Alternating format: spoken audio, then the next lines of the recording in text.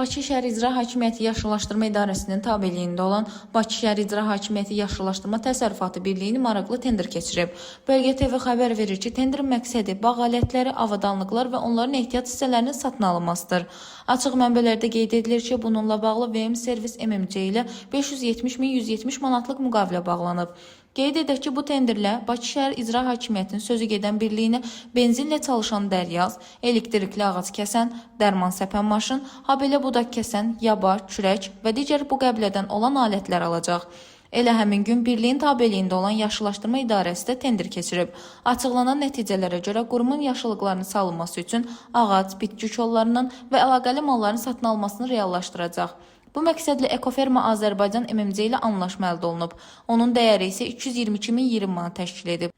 Bölgə TV-nin açıq mənbələr üzərindən apardığı araşdırma nəticəsində məlum olub ki, VM Servis bu ilin mayından Yaşıllaşdırma Təsərrüfat Birliyi Avtomobil Nəqliyyat İdarəsinin də tenderinin qalibi olub. Belə ki, tərəflər avtomobil və mexanizmlərin ehtiyat hissələrinin və sürtçü yağlarının satın almasını həyata keçiriblər. Tərəflər bu məsələdə 69.880 manat anlaşıblar. Dilbər Vüqar qızı, Bölgə TV.